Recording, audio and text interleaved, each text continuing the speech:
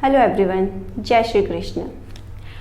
तो आज इस वीडियो में हम बात करने वाले हैं, जैसे कि सेशन चला था 2 डेज़ का आदि पुरुष के ऊपर। जो आदि पुरुष मूवी आई हुई है वो आपने देखी होगी, उसके पीछे काफ़ी कंट्रोवर्सी चल रही है।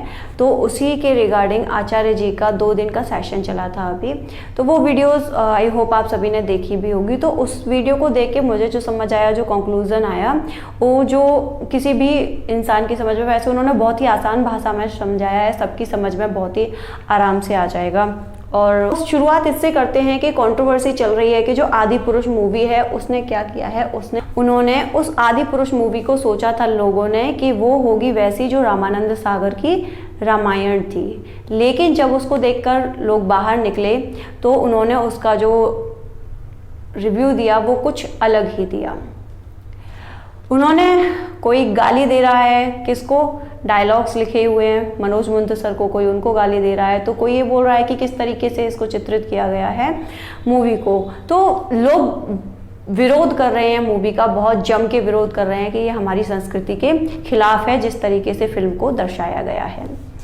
लेकिन वहीं जब कल और परसों ये 2 दिन का सेशन देखा आचार्य प्रशांत सर का, तो वही वाली बात है कि आचार्य यानी कि गुरु वो जो हमें सही शिक्षा देता है, जिससे हमें ग्रहण होती है क्या, एक सार्थक शिक्षा जो हमें ले जाती है, जो हमें हमेशा अग्रसर करती है सत्य की ओर। तो वही कुछ चीज़ें जो मुझे बड़ी ही इम्प्रेसिव लगी वीडियो को देखते समय, वो मैं आपसे शेयर ज़रूर करना चाहूँगी। जिसमें कि सबसे ज़्यादा लोगों ने कहा कि इस तरीके से रावण को दिखाया गया है और मतलब वो मसल्स वगैरह डोले शोले दिखाए गए हैं राम लक्ष्मण के, इस तरीके से हमारे भगवान नहीं है, ये क्या कर रहे हैं, हमारी संस्कृति के साथ खिलवाड़ कर रहे हैं।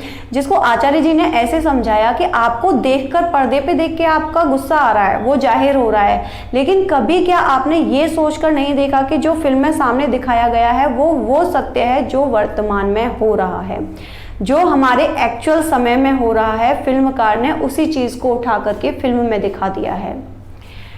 तो निर्माता जो हैं उन्होंने वही काम किया है। जैसे कि आजकल लोग टैटू वगैरह का बड़ा क्रेज़ चल रहा है, टैटू अपने स्किन पे टैटू लगवाते हैं लोग, तो वही चीज़ जब वहाँ पर्दे पे दिखा दी तो आपको बहुत भड़क रहे हैं, आप लोगों को बहुत बुरा लग रहा है। जिम जाते हैं लोग, बॉडी सेंटर्ड बहुत हो रहे हैं, जिम जाएंगे, अपने डोले शोले निकलते हैं, वही डोले शोले जब मूवी में दिखा दिए तो आप उसका विरोध कर रहे हो। उन्होंने जिस तरीके से दिखाया,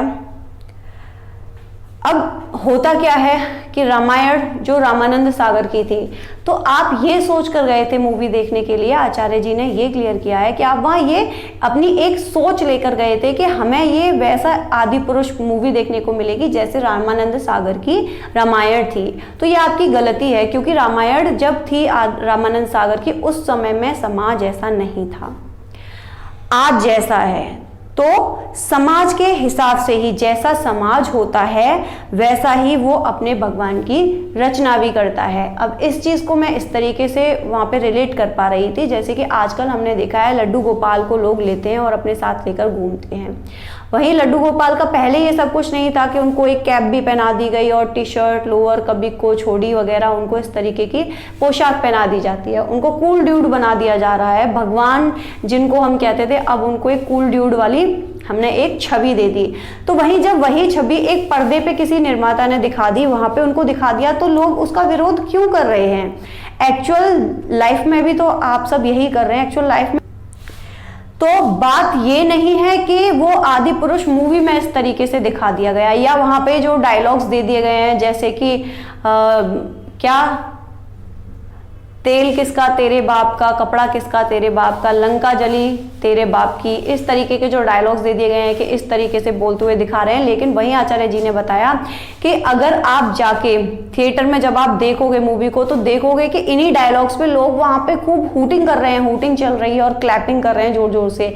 लेकिन बाहर आके वो अपने आप को इतना बढ़िया दिखा रहे हैं कि नहीं नहीं ये तो बहुत गलत है, इस तरीके से हमारी संस्कृति को दिखा रहे हैं, ये ठीक नहीं है, इस तरीके से नहीं होना चाहिए। लेकिन एक्चुअल लाइफ में आप लोग बिल्कुल वैसा ही करते हैं, इसी तरीके से आप बोलते हैं। अब इस बात को हम कैसे ले सकते हैं कि आप उन डायलॉग्स का वहां पे विरोध कर रहे हो कि मूवी में दिखाया गया, लेकिन एक्चुअल लाइफ में वेब सीरीज जब इस तरीके की आती हैं जिनमें खूब भर भर के गालियां होती हैं, वो सुपर हिट हो जाती हैं। क्यों? क्योंकि उनके जो व्यूअर्स होते हैं वो आप लोगों जैसे ही मिलियंस में होते हैं, वहां पे आपको वो फुअर्ड गालियां बहुत ही पसंद आ रही होती हैं। और उन एक जो चीज थी, उन्होंने बताया कि जो रामायण है लगभग 300 राम कथाएं हैं, उनको जब पढ़ेंगे तो यही पता चलता है कि वो लोगों ने जैसे विचार हैं अपने समाज को देख करके वैसे उसी हिसाब से उसको लिखा गया है, उसी हिसाब से वह हमें देखने के लिए पढ़ने के लिए मिलती है।